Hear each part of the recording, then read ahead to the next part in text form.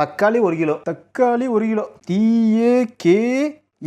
அண்ணாச்சி இப்படி டைப் பண்ணிக்கிட்டு இருந்தா எப்படி அண்ணாச்சி எல்லாத்துக்கும் பில்லு போடுவீங்க? இதை வாங்கிட்டு இருப்பேன், ஆனால் வேகமாக அடிக்க முடியலையே, என்ன செய்யறது? நீ தான் எல்லாத்துக்கும் டிப்ஸ் சொல்றியே, எனக்கு ஒரு டிப்ஸ் சொல்லேன். சொல்லிடுவோம். அண்ணாச்சி கையோட குரோம்குள்ளே போங்க. அப்படியே அந்த கையோட போயிடுறேன். இப்போ இசட் டைப் அப்படி சொல்லி டைப் பண்ணுங்க. இப்போ அந்த ஃபஸ்ட்டு வெப்சைட் ஓப்பன் பண்ணுங்க. அடே என்னது இது கேம் மாதிரி இருக்குது. அதே தான், அது ஒரு கேம் மாதிரி இருக்கும். அதில் நிறைய வேர்ட்ஸ் மேலே வரும். அந்த வேர்ட்ஸ் எல்லாம் நீங்கள் டைப் பண்ணணும். ஃபார் எக்ஸாம்பிள் இப்போ ஃபிஷ் அப்படின்னு வருதுன்னா FISHன்னு நீங்கள் டைப் பண்ணிங்கன்னா கீழே இருக்கிற அந்த ராக்கெட் வந்து அந்த லெட்டர்ஸை வந்து ஷூட் பண்ணும்.